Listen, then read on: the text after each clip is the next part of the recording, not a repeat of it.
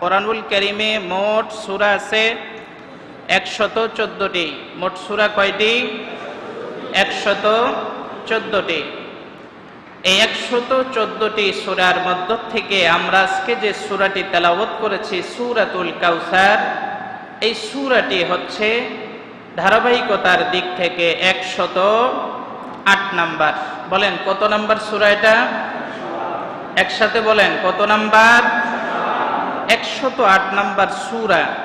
সূরাটি নাজিল হয়েছে মক্কায় রাসূলুল্লাহ সাল্লাল্লাহু আলাইহি ওয়াসাল্লামের দুর্দিনে সান্ত্বনা দেওয়ার জন্য। জোরে কোন সুবহানাল্লাহ। বলেন তো সূরাটি নাজিল হয়েছে মদিনায় না মক্কায়? বলেন সবাই। মক্কায়। কোন সময়? রাসূলের দুর্দিনে। এই সূরাটির শানে নুজুল বলতে গিয়ে মুফাসসিরিনে কেরাম বলেছেন যে এই সূরাটি নাজিল হয় ওই সময় যখন রাসূলুল্লাহ সাল্লাল্লাহু আলাইহি ওয়াসাল্লামের প্রিয়তম চাচা আবু তালিব দুনিয়া থেকে বিদায় হয়েছেন এবং রাসূল সাল্লাল্লাহু আলাইহি সাল্লামের নাম ব্যঙ্গ করে বিভিন্ন জায়গায় বিভিন্নভাবে যখন মক্কাতুল মুকাররমার কাফেররা ষড়যন্ত্রে মেতে উঠেছেন, রাসূল একদিকে হলো আঘাতপ্রাপ্ত, আরেকদিকে হলো কটূক্তির কারণে মানসিকভাবে প্রশান্তিতে নেই, এমন একটি সময় অতিবাহিত হচ্ছিল। সেই সময় আবার আল্লাহ সুবহানাহু ওয়া তাআলা আল্লাহ রাসূল সাল্লাল্লাহু আলাইহি ওয়াসাল্লামকে ছেলে সন্তান দান করেছেন, সেই ছেলে সন্তানকেও তিনি নিয়ে গেছেন। এই হলো আরেক শোকাহত অবস্থা। এই সময় রাসূল সাল্লাল্লাহু আলাইহি সাল্লামের বিরুদ্ধে প্রোপাগান্ডা ছড়ানো হচ্ছিল যে মুহাম্মদ লেসকাটা, মুহাম্মদের বংশ বলতে ইসলাম বলতে আর পৃথিবীতে কোনো কিছু থাকবে না। এই যখন হচ্ছিল ষড়যন্ত্র, আল্লাহর হাবিব তখন বলেন তো ব্যথায় ব্যথিত হয়েছিলেন কে হন নাই? ব্যথায় যখন ব্যথিত হয়েছেন তখন আল্লাহ সুবহানাহু ওয়া তাআলা এই 3 আয়াত বিশিষ্ট সূরা আল কাউসার নাজিল করে আল্লাহর হাবিবকে সান্ত্বনা দিয়েছেন। জোরে কোন সুবহানাল্লাহ। তাহলে সূরাটি কি মক্কায় নাজিল হয়েছে না মদিনায় নাজিল হয়েছে? সূরাটি ধারাবাহিকতার দিক থেকে কত নাম্বার সূরা? 108। আয়াত কত? 3টি আয়াত সম্বলিত এই সূরা। রুকু হচ্ছে 1টি। এই সূরায় আল্লাহ সুবহানাহু ওয়া তাআলা তখন আল্লাহর হাবিবকে সান্ত্বনা দিলেন, ইন্না আ'তাইনাকাল কাউসার। জোরে কোন সুবহানাল্লাহ। হাবিব আপনি টেনশন করতেছেন, চিন্তিত হয়েছেন, চিন্তা করার কোনো কারণ নেই। আমি আল্লাহ তাআলা আপনাকে কাউসার দান করলাম। আরো একসাথে বলেন।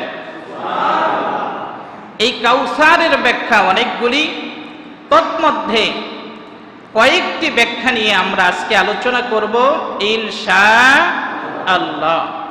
তো আল্লাহ তাআলা আল্লাহর হাবিবকে যেহেতু কাফের বেদুইনরা বলছিল যে তার ইসলাম থাকবে না, আল্লাহ তাআলা এই জায়গার ভিতরে কাউসার বলতে আল্লাহ তাআলা এই আয়াতের ব্যাখ্যায় মুফাসসিররা লিখেছেন আল্লাহ তাআলা আল্লাহর হাবিবকে কাউসার মানে এমন অজস্র অগণিত রূহানি সন্তান আপনাকে দান করব, তারা জীবন দিবে তারপরেও তারা ইসলাম ছাড়বে না। জোরে বলেন সুবহানাল্লাহ। এটা হলো একটি ব্যাখ্যা। 2 নাম্বার, কাউসার বলতে হে নবী আপনি পৃথিবীতে থাকবেন না, আপনার কোনো ছেলে সন্তান রাখি নাই, এর মানে এটা ওরা বোঝাতে চায় যে আপনি নির্বংশ, আপনি লেসকাটা, কিন্তু আসলেই নয়। আপনার সন্তান রাখবো না, কিন্তু রূহানি সন্তানদের ভিতরে এমন যোগ্য আপনার উত্তরসূরি রাখবো যারা আপনার দ্বীন বিজয়ের কথা আপনি যেমন বলেন আপনার সেই উম্মতরাও বলবে। বলেন সুবহানাল্লাহ। এই ব্যাখ্যায় তাফসীর ইবনে কাসীরের ভিতরে লেখা হয়েছে যে এই উম্মত বলতে সেই উম্মতদেরকে, উম্মতের উলামায়ে কেরামদেরকে আল্লাহ তাআলা বুঝিয়েছেন। আর এই জন্য নবীজি বলেছেন, আল উলামা ওয়ারাসাতুল আম্বিয়া, সকল নবীদের আওলাদ হচ্ছে, সকল নবীদের ওয়ারিস হচ্ছে উলামায়ে কেরাম। জোরে বলেন সুবহানাল্লাহ। 3 নম্বর ব্যাখ্যা, কাউসার। কাউসার মানে হে নবী, যেদিন সবাই অসহায় হয়ে যাবে, নবীরা পর্যন্ত অসহায়ত্ব বরণ করবে হাসরের ময়দানে, সেই দিন সকলের একটাই আওয়াজ হবে, পানি পানি, পিপাসায় কলিজা ছিঁড়ে যায়। সেই দিন আপনাকে আমি নহর নামক এমন পানি কাউসার দান করব, আপনি আপনার উম্মতদেরকে ধরে ধরে সেই পানি পান করাবেন। একসাথে বলেন, আওয়াজ করে বলেন। সেই পানি কি খাইতে মনে চায়? তাহলে এইবার আল্লাহ তাআলা বলছেন, হাবিব আপনার মাধ্যমে এবার আমি 2টি কাজ দিচ্ছি। কাজ কি? আল্লাহ তাআলা বলেন, ফাসাল্লি লি রাব্বিকা ওয়ানহার। তবে নবী, এই কাউসারের পানি যে আপনার উম্মতরা পান করবে, তাদেরকে 2টি কাজ করতে হবে। 1 নাম্বার কাজ হচ্ছে তাদেরকে নামাজ পড়তে হবে, 2 নাম্বার তাদেরকে নাহার মানে কুরবানি করতে হবে।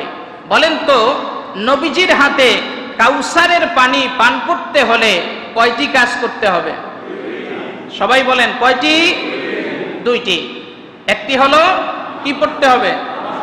বলেন বলেন, কি পড়তে হবে? নামাজ পড়তে হবে। 2 নম্বরে কুরবানি করতে হবে।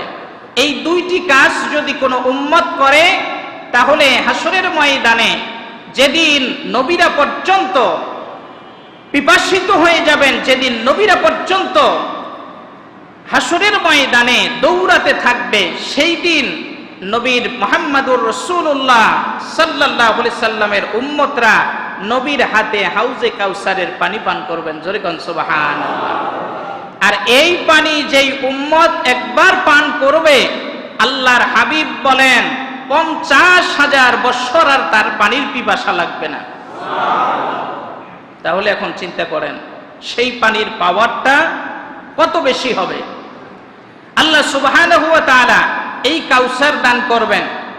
এরপরে আল্লাহ তাআলা বলেন, ইন্না শানিআকা হুয়াল আবতার। নিশ্চয় নবী হে, আপনি দেখতে পারবেন যারা আপনাকে লেসকাটা বলছে, যারা আপনাকে নির্বংশ বলছে, আমি আল্লাহ বললাম ওরাই নির্বংশ, ওরাই লেসকাটা। জোরে কোন সুবহানাল্লাহ। তাহলে বোঝা গেল কি, এখান থেকে আমরা যে তর্জমা পেলাম, শানে নুজুল মোটামুটি 3টি ব্যাখ্যা আমরা কাউসারের জানলাম, শানে নুজুল জানলাম। এর থেকে প্রতীয়মান হচ্ছে ইসলামকে যারাই যুগে যুগে নির্মূল করতে চেয়েছে, তারা নিজেরাই নির্মূল হয়ে গেছে। ইসলাম নির্মূল বলেন হয় নাই। এটা আমরা যদি একটু চোখ বন্ধ করে অনুধাবন করি, এই তো 1 বছর এখনো হয় নাই, ইসলাম নামক একটি দলকে নিষিদ্ধ যারা করার সর্বোচ্চ পায় তারা চালিয়েছে, 1 বছর পূর্ণ হবার আগেই তারা নিষিদ্ধ হয়ে গেছে। কথা বলেন না কেন? ঠিক না বেঠিক? তাহলে ইসলামকে নির্মূল করা যাবে। গত জুমায় বলছিলাম, ইসলাম নামক সেই লাইটের সুইচ আছে কার হাতে? বলেন, কার হাতে আছে? আল্লাহর হাতে যেই সুইচ থাকে, এই সুইচ যে কেউ টিপতে পারে? লাইট কি যে কেউ নিভাতে পারে? যদিও তারা পছন্দ করে। আল্লাহ বলছেন, আল্লাহু মুতিম্মু নূরিহি ওয়ালাউ কারিহাল কাফিরুন মুশরিকুন। আল্লাহ সুবহানাহু ওয়া তাআলা বলেন, যদিও তারা ফুৎকার দিয়ে নিভিয়ে দিতে না পেরেও অশান্তি বিরাজ করে, কিন্তু আমি আল্লাহ চাই আমার এই প্রদীপ, আমার এই আলোকোজ্জ্বলময় বাতিকে প্রজ্বলিত করে আরো দ্বিগুণের থেকে দ্বিগুণ বাড়িয়ে দিতে। জোরে কোন সুবহানাল্লাহ। এখন পৃথিবীর ইতিহাস দেখুন, যারা ইসলামকে নির্মূল করতে চেয়েছে তারাই নির্মূল হয়েছে। আল্লাহ তাআলা এই জন্য বলছেন, ইন্না আ'তাইনা কাল কাউসার। হে নবী, আপনি চিন্তিত হইেন না, আপনি টেনশন করেন না, আপনার মন খারাপ রাখেন না। আমি আল্লাহ আপনাকে হাউজে কাউসার দিয়েছি। আরো জোরে বলেন সুবহানাল্লাহ। কি দিয়েছি? কাউসার দিয়েছি। তাহলে এই কাউসার আল্লাহ তাআলা দিয়েছেন। আল্লাহর হাবিব মুহাম্মদ সাল্লাল্লাহু আলাইহি ওয়াসাল্লাম হাসরের ময়দানে যখন উপস্থিত হবেন, দেখতে পারবেন আদম আলাইহিস সালাতু ওয়াস সালামের মিছিল আসতেছে। কি আসতেছে? আদম আলাইহিস সালামের মিছিল, নূহ আলাইহিস সালাতু ওয়াস সালামের মিছিল, ইসমাঈল আলাইহিস সালামের মিছিল, ইব্রাহিম আলাইহিস সালাতু ওয়াস সালামের মিছিল। আল্লাহ তাআলার হাবিব হাসরের ময়দানে জিবরাইল আমিনকে জিজ্ঞাসা করবেন, হে আল্লাহ বার্তা বাহক জিবরাইল, আচ্ছা এই যে মিছিল আসতেছে এটা কার মিছিল? বলে এটা আদম আলাইহিস সালামের মিছিল। এইটা কার মিছিল? এইটা ইসমাঈল আলাইহিস সালামের মিছিল। এইটা কার মিছিল? নূহ আলাইহিস সালাতু ওয়াস সালামের মিছিল। এইটা কার মিছিল? ইব্রাহিম আলাইহিস সালাতু ওয়াস সালামের মিছিল। এইটা কার মিছিল? ঈসা আলাইহিস সালাতু ওয়াস সালামের মিছিল। এরপরে সর্বশেষ যেই মিছিলটা আসবে সেই মিছিলটা অনেক বড় হবে। আল্লাহর হাবিব দেখবেন অনেক বড় মিছিল দেখা যায়। জিবরাইল আমিনকে জিজ্ঞাসা করবেন, হে ভাই জিবরাইল, এইটা কার মিছিল? বলে এইটা হচ্ছে মূসা আলাইহিস সালাতু ওয়াস সালামের মিছিল। জোরে কোন সুবহানাল্লাহ। এত বড় মিছিল? বলে হ্যাঁ, এত বড় মিছিল। আল্লাহ সুবহানাহু ওয়া তাআলা মূসা আলাইহিস সালাতু ওয়াস সালামের মাধ্যমে অনেক বড় খেদমত নিয়েছেন। অনেক মানুষ এসে কালিমা পড়ে মুসলমান হয়েছে। এই যে মিছিলের যে লোকগুলিকে আপনি দেখতে পাচ্ছেন, এরা হলো মূসা আলাইহিস সালাতু ওয়াস সালামের অনুসারী। এরা মূসা আলাইহিস সালামের কাছে কালিমা পড়ে মুসলমান হয়েছিল। আল্লাহর হাবিব মুহাম্মদ সাল্লাল্লাহু আলাইহি ওয়াসাল্লাম হতভম্ব হয়ে যখন দাঁড়িয়ে থাকবেন, আল্লাহ তাআলার বার্তা বাহক জিবরাইল আমিন এবার বলবেন, আল্লাহর হাবিব আপনি একটু উপরের দিকে তাকান। সুবহানাল্লাহ কয় না? আপনি মন খারাপ করছেন যে মূসা আলাইহিস সালাতু ওয়াস সালামের এত বড় মিছিল, এত উম্মত, এই জন্য টেনশনের কোনো কারণ নাই। আপনি একটু উপরে মাথা উঠে তাকায় দেখেন। আল্লাহর হাবিব তাকাবেন কিন্তু কোনো কুল কিনারা খুঁজে পাবেন না। আর একটু জোরে বলবেন না? আর একটু জোরে বলেন। কুল কিনারা যখন খুঁজে পাবে না, আল্লাহর হাবিব সাথে সাথে সিজদায় পড়ে যাবেন। সিজদায় পড়ে আল্লাহ সুবহানাহু ওয়া তাআলার কাছে কৃতজ্ঞতা জানাবেন। জানিয়ে তিনি মাথা উঠিয়ে জিবরাইল আমিনকে বলবেন, ভাই জিবরাইল, এটা আবার কিসের মিছিল? এটা কোন নবীর মিছিল যার কোনো কুল কিনারা খুঁজে পাওয়া যাচ্ছে না? জিবরাইল আমিন বলবেন, হে আল্লাহর পয়গম্বর, এইটা হলো আপনি খাতামুন নবিয়্যিন, সর্বশেষ নবী মুহাম্মদুর রাসূলুল্লাহ, আপনার উম্মতের মিছিল। সুবহানাল্লাহ। ইন্না আ'তাইনা কাল কাউসার, আল্লাহ যে আপনাকে কাউসার দিবেন বলছিলেন, এই হলো সে আপনার উম্মতে ভরপুর কাউসার। জোরে কোন সুবহানাল্লাহ। আপনার দিল প্রশান্ত হয়েছে? আল্লাহর হাবিব বলবেন, হ্যাঁ আমার দিল প্রশান্ত হয়েছে, তবে আমি তো স্বলক্ষ আমার উম্মত রেখে এসেছিলাম। এত বড় মিছিল কোত্থেকে হলো? আল্লাহর হাবিবকে জিবরাইল আমিন বলবেন, আপনি চলে আসার পরে কিয়ামত সংগঠিত হবার আগ মুহূর্ত পর্যন্ত আল্লাহ সুবহানাহু ওয়া তাআলা আপনার মিছিলের সাথে উম্মত শুধু বাড়াইছেই। আরো জোরে বলেন। নবীকে দেখছি আমরা? দেখি নাই। আল্লাহর হাবিব মুহাম্মদ সাল্লাল্লাহু আলাইহি ওয়াসাল্লাম তাফসীরে কাশফে এসেছে, এইবার বলবে, আল্লাহ যেই উম্মত আমাকে দেখে নাই, যেই উম্মত আমাকে না দেখে আমার সুন্নাহর অনুসরণ করেছে, নবী না পেয়ে কোরআন নাজিলের দৃশ্য না দেখে তোমার কোরআনকে মেনে নিয়েছে, যেই উম্মত আমার জীবন বাজি রেখে তোমার দিন বিজয়ের কাজ করেছে, তোমার কালিমাকে উত্তীর্ণ করে রাখার সর্বোচ্চ কাজ করেছে, ওই উম্মতদেরকে না নেওয়া পর্যন্ত আমি জান্নাতে প্রবেশ করব না। তাহলে এবার বলুন, ওই নবীর সুপারিশ পেয়ে জান্নাতে আমরা কি যেতে চাই? চাই সকলেই। আল্লাহ তাআলা যেন তৌফিক দান করেন। জোরে বলেন আমিন। সম্মানিত হাজিরিন, আল্লাহর হাবিব মুহাম্মদ সাল্লাল্লাহু আলাইহি ওয়াসাল্লামকে কাউসার আল্লাহ তাআলা দান করলেন। আল্লাহর হাবিব এইবার ডেকে বললেন, হে আমার উম্মত, তোমরা যদি এই কাউসারের সাথী হতে চাও তাহলে কাজ করতে হবে কয়টা? বলেন সবাই একসাথে বলেন, কয়টা? দুইটা। এক নাম্বার, দুই নাম্বার বলেন। এক নাম্বার নামাজ, শুধু জুমার দিন। তাহলে দৈনন্দিন, দৈনন্দিন কয় ওয়াক্ত? পড়ি তো, এইবার তো আওয়াজ হলো না। তাহলে ওই নবীজির উম্মত হতে গেলে 5 ওয়াক্ত নামাজ পড়তে হবে। বলেন কয় ওয়াক্ত নামাজ পড়তে হবে?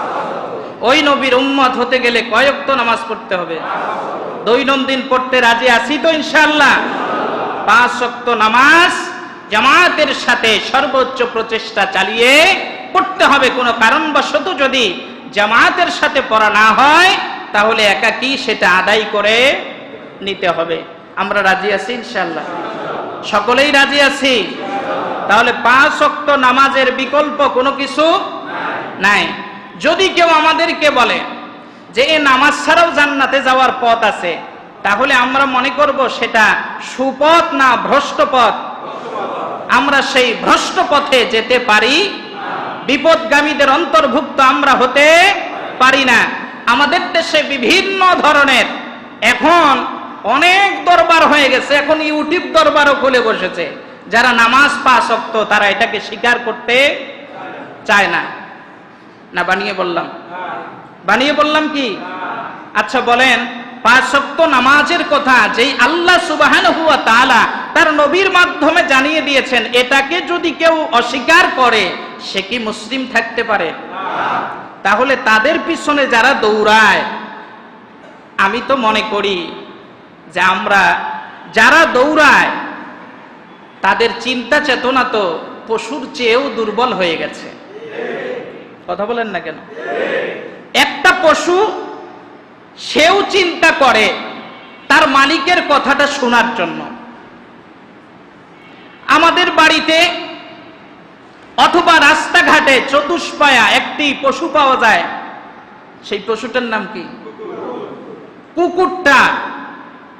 আপনি দোকানের ভিতরে দোকানদারি করেন, মাঝে মধ্যে পচা কিছু রুটি টুটি দেন, এই কুকুর দেখবেন আপনার দোকান ছাড়তে চায় না।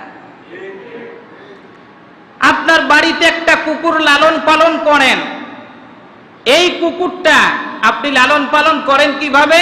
আপনি খান, খাবারটা খান যতক্ষণ পর্যন্ত আপনার চলে, যখন অবশিষ্ট খাবার আর মুখে চলে না, পেটে যায় না, তখন আপনি এই অবশিষ্ট খাবারটা, আপনার নষ্ট খাবারটা কুকুরকে দেন। গরুর গোশত, খাসির গোশত আপনি খাচ্ছেন ততক্ষণ, হাড় একটা পেয়েছেন খাচ্ছেন ততক্ষণ, যতক্ষণ পর্যন্ত এই হাড়ের ভিতরে একটু ঝোল পর্যন্ত লেগে থাকে, স্বাদ যতক্ষণ আছে ততক্ষণ আপনি হাড়টাকে ছাড়েন না। এই হাড়টাকে ছাড়লেন কখন? যখন এটার ভিতরে আর কোনো স্বাদ নাই, এটা খাওয়ার অনুপযোগী, আপনার দাঁতে আর চলে না, তখন আপনি ছুঁড়ে মারেন। এখানে কি কুকুরের খাবার কিছু আছে?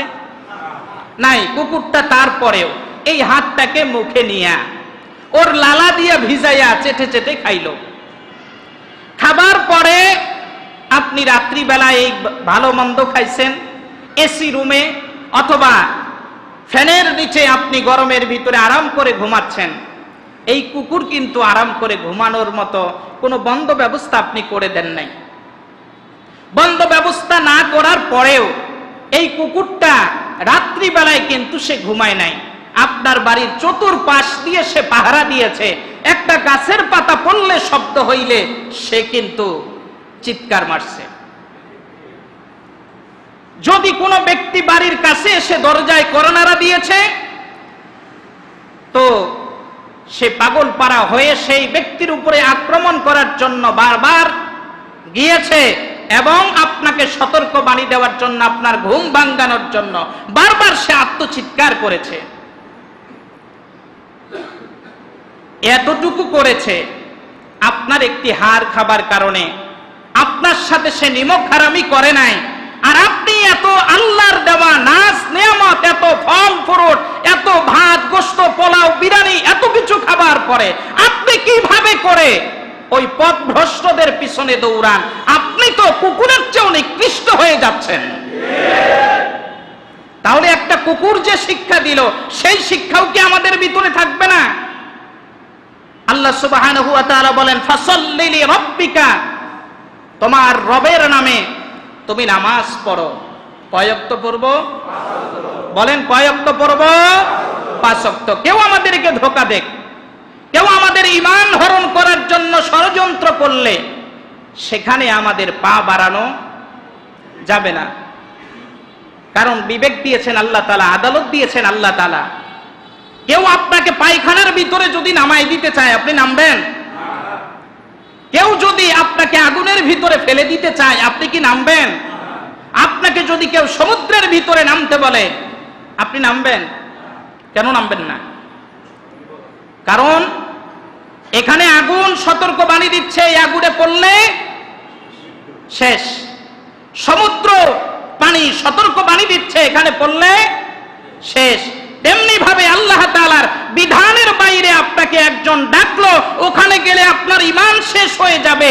এইটা দেখার পরেও যারা নেমে যায়, এদের মতো অথর্ব, এদের চেয়ে নির্বোধ পৃথিবীতে আর কেউ হতে পারে না। রাগ করলেন আপনারা? বেজার হইলেন? হইলেই করব কি? কারণ বিপদ। আপনি পথ চলছেন, হঠাৎ করে দেখলেন আপনার প্রতিবেশীর সাথে আপনার কয়েকদিন আগে ঝগড়া হয়েছিল, চলতে চলতে দেখলেন একটা পুকুরের পাশে ওই প্রতিবেশী যার সাথে ঝগড়া হয়েছিল, কথাবার্তা বলেন না, ওর বাচ্চাটা পুকুরের ঘাটলায় গিয়ে খেলা করতেছে।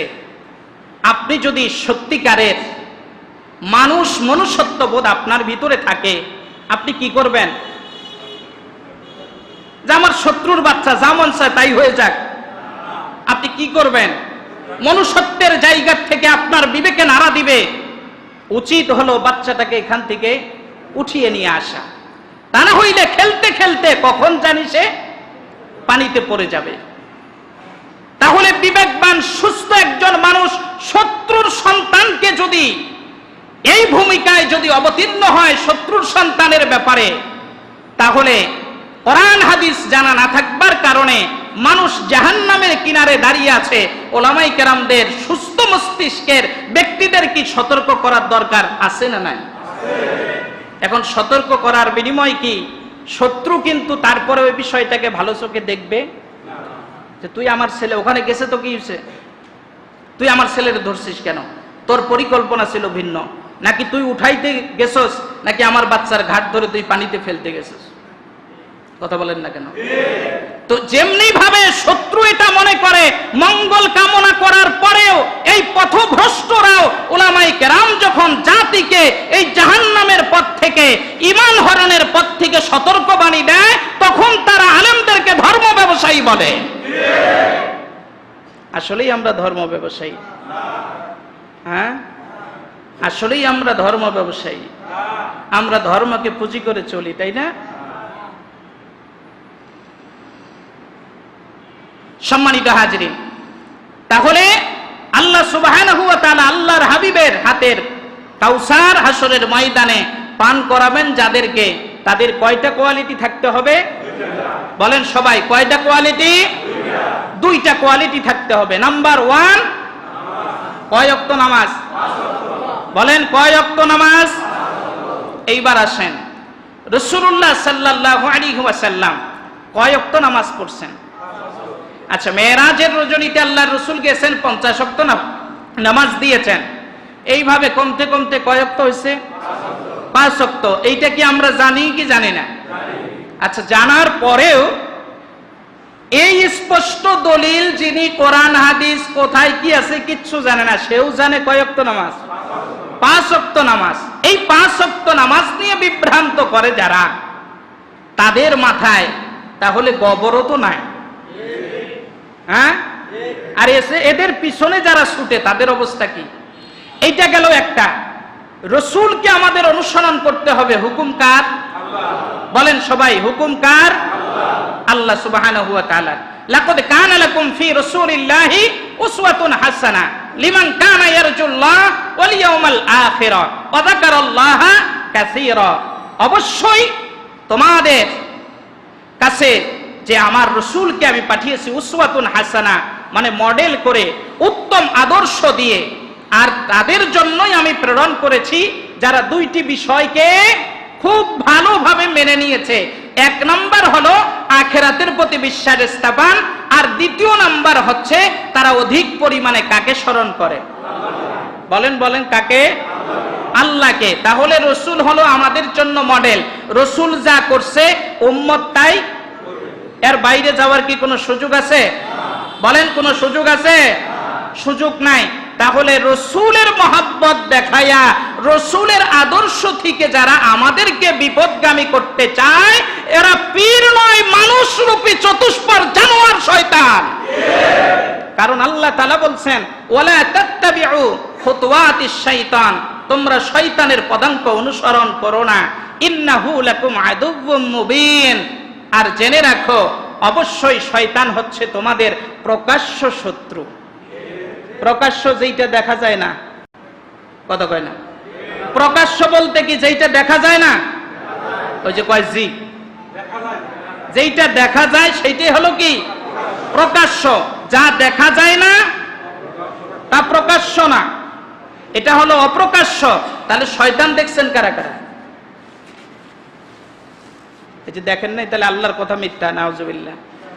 হ্যাঁ, আল্লাহর কথা মিথ্যা, আল্লাহর কথা সত্য। তাহলে এখন যদি দেখাই, দেখবেন শয়তান যারা আল্লাহর বিধানের বাইরে চলে, আল্লাহ বলেন ইন্নাহু লাকুম আদুউম মুবিন, এরা হলো প্রকাশ্য শয়তান। যাদের কোরআনের বিধান ভালো লাগে না, মানুষের তৈরি করা আইন কারণ নিয়ে আন্দোলন করে, সংগ্রাম করে, আর আল্লাহর দ্বীনের মুজাহিদদেরকে পিটায়, আল্লাহ বলেন এরা হলো প্রকাশ্য শয়তান। তাহলে আল্লাহ বলছেন, আল্লাহর নবী বলছেন 5 ওয়াক্ত নামাজ পড়তে হবে, নামাজের বাইরে যারা, এরাই হলো প্রকাশ্য শয়তান। এখন কি দেখার আর বাকি আছে? কথা কয় না, দেখার বাকি আছে। এখন আপনাকে চিন্তা করতে হবে, আপনি শয়তানের দলে থাকবেন নাকি আল্লাহর দলে থাকবেন? আল্লাহ বলছেন, আলা ইন্না হিজবাল্লাহ ওয়া ইন্না হিজবাশ শাইতান। আল্লাহর দল হচ্ছে হিজবুল্লাহ, আল্লাহর দল, আর আরেক দল হচ্ছে কার? বলেন বলেন, কার দলে? শয়তানের দলে। এইবার বলেন, পৃথিবীতে দল প্রধানত কয়টা? একসাথে বলেন, কয়টা? দুইটা। একটা হলো আরেকটা। এখন আমরা কোন দলে? বলেন। আল্লাহর দলে নাই কে কে? হাত উঠান তো দেখি। মাশাআল্লাহ। শয়তানের দলে আছেন কে কে? তাও নাই। তাহলে আল্লাহর দলে আছেন কে দেখি? যার হাত সোজা হয় নাই, ভেজাল আছে, কিছু কিছু ভেজাল আছে, হাত নামা। এবার আল্লাহর দলে থাকতে হলে প্রথম শর্ত কয় ওয়াক্ত নামাজ? বলেন, কয় ওয়াক্ত নামাজ? আরো জোরে। 5 ওয়াক্ত নামাজ। এখন আমরা পড়ব। শোনেন, কোন ব্যক্তি আল্লাহর কোন বিধানকে, আল্লাহ যা ফরজ করেছেন, রাসূলুল্লাহ সাল্লাল্লাহু আলাইহি ওয়াসাল্লাম যে আদর্শ দেখিয়েছেন, মনে করেন জোহরের নামাজ কয় রাকাত? বলেন। হাতের দিকে দেখলেও তো বলতে পারেন, আপনারা তো পড়েন, তাহলে বলতে পারেন না কেন? বলেন, কয় ওয়াক্ত? 4 রাকাত নামাজ। এই 4 রাকাত নামাজকে কেউ বিশ্বাস করছে, কি করছে বলেন তো? বিশ্বাস করছে, কিন্তু পড়তে পারে নাই। বিশ্বাস আছে, আমল করে নাই। এর জন্য আল্লাহ তাআলা চাইলে ক্ষমা করে দিতে পারেন।